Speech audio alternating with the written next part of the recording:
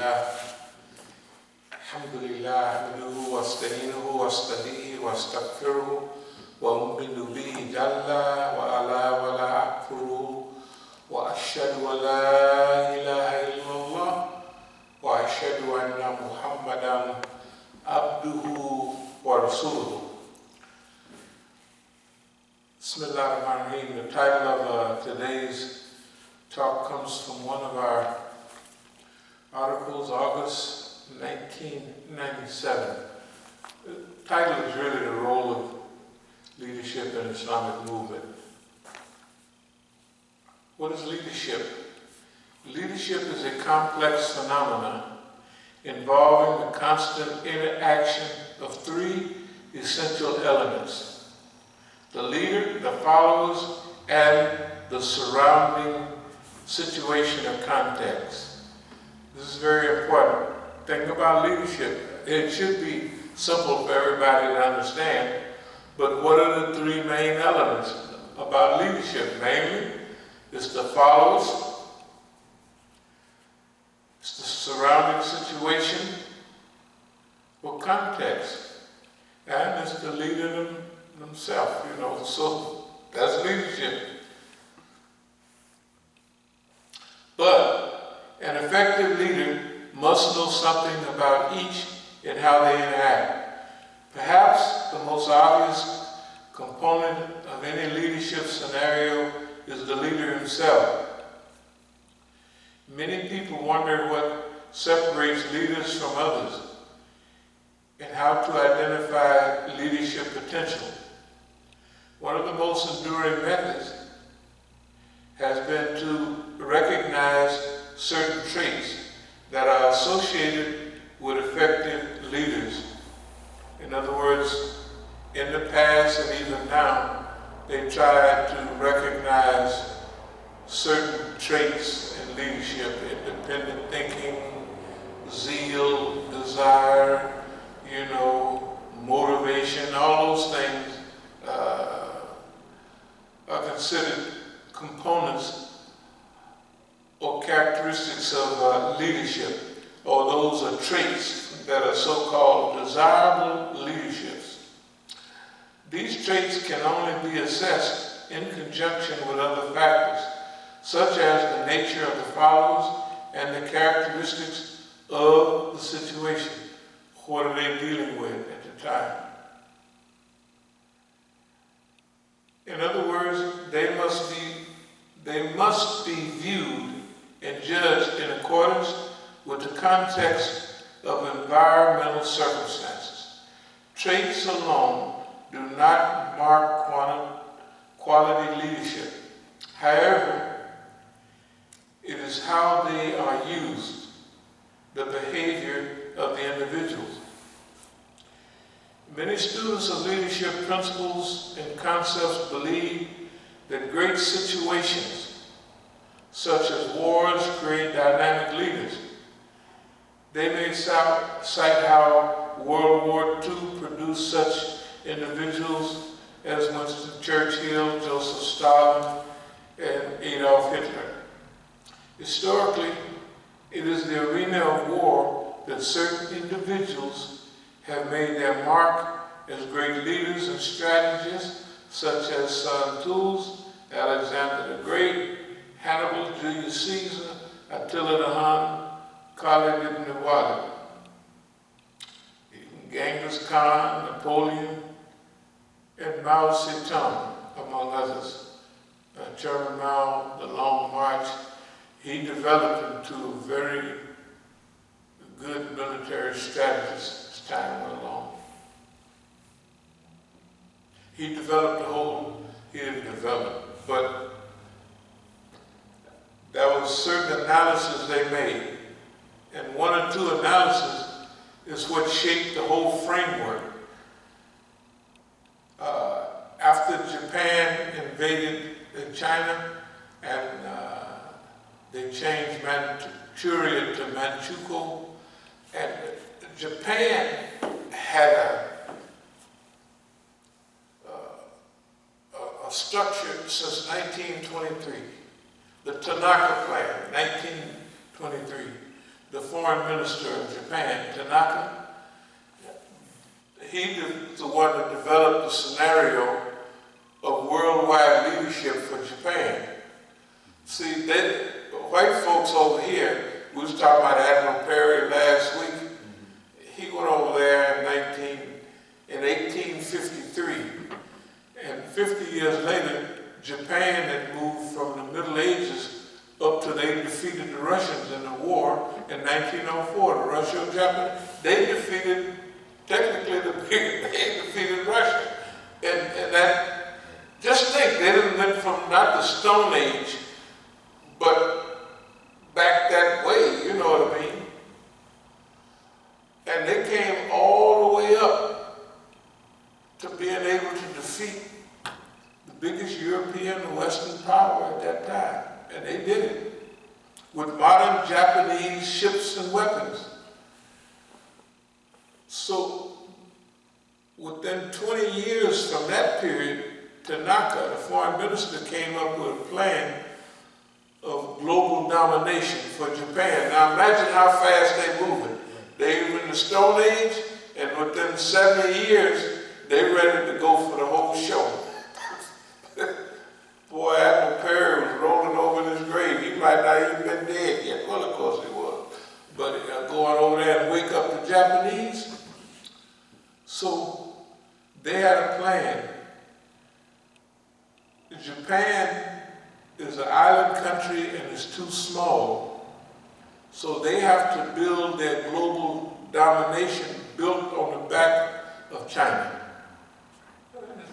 They got the people, they got the land, and so we'll build. That's why they invaded China way back when, before they invaded Britain and all that. They invaded China, 1931 or something. At least by 34, 35, they was already there. So the Chinese Communist Party made a decision, and it was the correct analysis. It was simple, but it said Japan is a small country that's strong. And China is a big country that's weak. It was just a correct analysis. It's just like the analysis we make. So when you make that analysis, everything that emerges out of that analysis is usually going to be semi-correct. For instance, guerrilla warfare over confrontation. Using the whole country of China to just swallow up the Japanese. All you do is just hold on, and they're going to kill millions, which they did. But they get in this area, you release the dikes, and it flood out the Japanese so they can't take their big heavy guns on wheels. You know what I mean? Little stuff like that. You keep doing that stuff over and over again, and pretty soon, you're going to wear the Japanese down. You're going to frustrate them. And that's what happened. So their synopsis was Japan is a small country that's strong. And we're a big country that's been weakened by the Opium War, the British, the French, everybody that cut off a piece of China, right? And we just getting back together. Even they're still fighting Chiang Kai-shek. They didn't finish their fight until 1949. Back to leadership. So that was the job of leadership, to make a correct analysis. That's the situation. The leader, the followers, and the situation, right? That all worked together in harmony for them at that time. Then along came World War II, along come American assistance, and the OSS or the CIA, and they, you know, kind of helped a little here and there. And pretty soon, China was independent. Okay. You see, I tell you, Genghis Khan, Napoleon Bonaparte, Mao Zedong. In times of civil strife, like that of the 1960s, change and turmoil has produced towering figures such as Al-Hajj Malik Shabazz,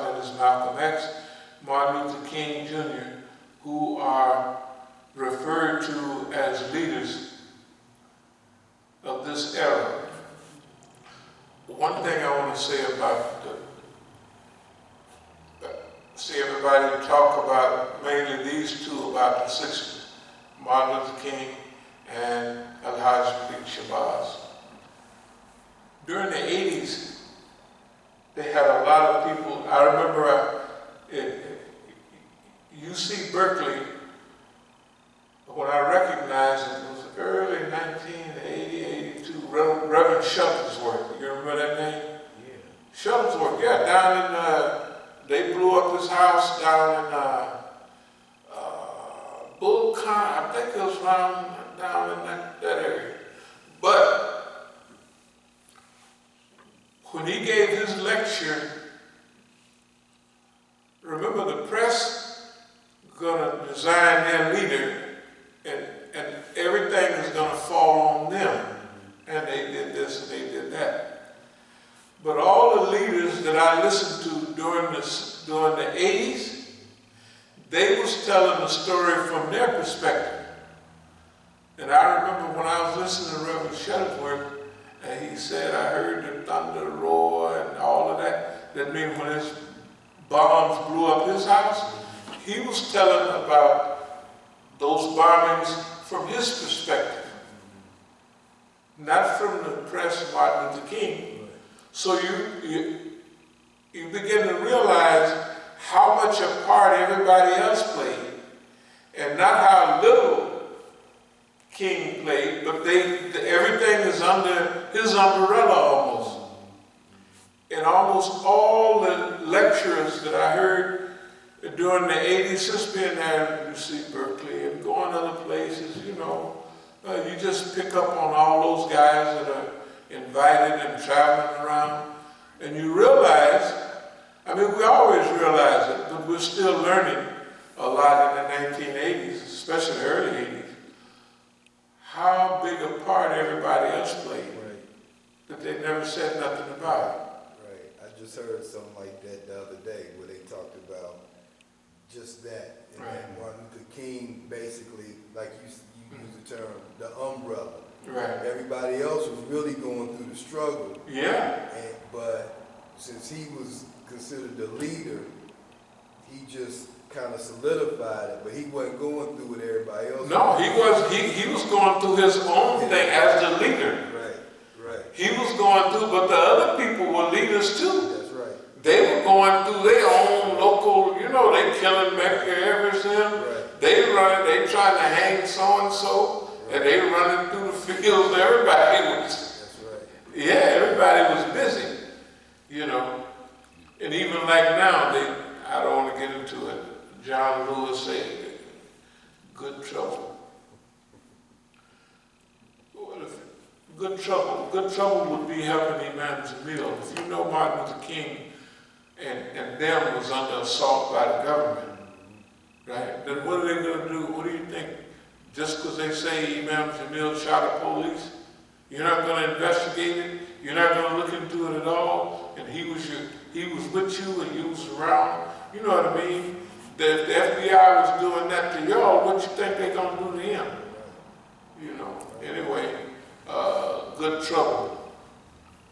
Just remember, every time you see one of them, they clapping for some Negro or something, that he's on the team. All these mayors, none of them are saying anything that relates to reality. How did it get like this? Why don't somebody say, this is how we got here? You put us here. We didn't just get on a boat and start shooting each other and blowing each other up. How did we get here? So, again, the leader, the followers, and the situation, or the environmental circumstances. While dynamic situations can produce great leaders, the best leaders are those who produce dynamic situations. We can see an example of this in the life of our beloved Prophet Muhammad sallallahu alaihi wasallam. Through his leadership, the whole of Arabia was transformed into an oasis of Tawheed. His closest companions, Abu Bakr as-Siddiq, Umar ibn al-Khattab, Uthman ibn Affan, and Ali ibn Abi Talib, radiallahu anhu, these people, or the Prophet changed the situation, the whole situation.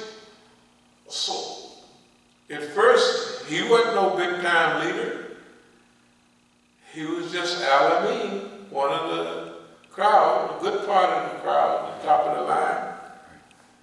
And then his mission started evolving and evolving, and pretty soon, his leadership didn't change the situation. He didn't come in because it was a big war and we got to have a general and we got to have a cabinet, right? His behavior, that we feel that that's the best type of leadership. Or a dynamic leadership. There's two dynamics. One is when people rise to the occasion, right? And when people set the occasion, they make the occasion. And that's what we want to deal with in leadership today. Okay. So let's see what we're going to do here.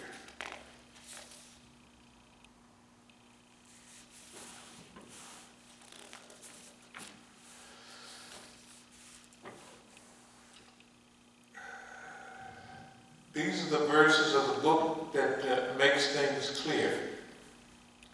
We rehearse to thee some of the story of Moses and Pharaoh in truth. For people who believe, truly Pharaoh elated himself in the land and broke up his people into sections, depressing a small group amongst them. Their sons he slew, but he kept alive their females. For he was indeed a maker of mischief, and we wish to be gracious to those who are being depressed in the land, to make them leaders in faith and make them heirs. So this is talking about the Mustadafin fil ard. And Mustadafin, the definition, comes from Istadafa, to esteem one weak, to take advantage of one's weakness, to abase one on the account of their weakness, and who oppress those who oppress. So, one of the ayats said, this same ayat said, it used the term urido, Allah wanted. Allah wanted to be gracious to those who are being oppressed. To do what? To give them in the land power, ability, and leadership. That's what Allah wanted to do for those people. So it goes on to say that Pharaoh made the people into sects. Shia, different sects. Oppressing some, slaughtering them, their sons, and keeping alive their women. That's the same thing they do here in the West. When you are a man and you can't, at least during our time, and you can't support your wife and children, and you don't feel quite a human being, and then the sister has been trained to harass you. Why you ain't got no job? And they'll come straight to the point. You ain't no man, you just a bum. You got all these kids here and don't take care of them. The guy could have been looking everywhere for a job. And then they got the dragnet out. The dragnet is out there to catch him and pull him away. And I heard a few ladies just the other day when they were talking about different kinds of people, and they said, yeah, the black man is kind of missing a little bit. I said, even you with the knowledge you have, you don't understand? You better go over this stuff and look at who you're talking about. So the number one oppressed, right, is when you look at the people going to work in the old days, it was 8 women going to work downtown, right, and 2 men. So that's not only America, I mean DC, that ratio was similar all over America. So they changed the dynamics from the man being the leadership and the breadwinner to the woman being the leadership and the breadwinner. In other words, that's the same as killing you when you go in the house, if they're going to allow you because you can't pay no rent. And so you a go-getter. Well, you're not going to go get for long because you're going to the prison, right? And then you're going to leave your whole family here now. You might have had a nice little run for a couple of years, if that long, but you're going to be in prison for a year, 5 years, 10 years. When you come home, your children are all grown. And your wife then disappeared. And some people here, this area was serious with people with long sentences. When I would go out to Lorton, when are you going home? Oh, I'll be going home in 2014 or 19 or something. Good God, man. People would call me on the phone. How long have you been in the joint? I've been here 30-something years. Goodness. You know, I went out there, I'm telling you, now I've been into the they would call them kind of the roughest prisons in I was in Leavenworth, I was out at McNeil Island, we call it Canary Island, really, Snitches Island, because it was way out in Washington.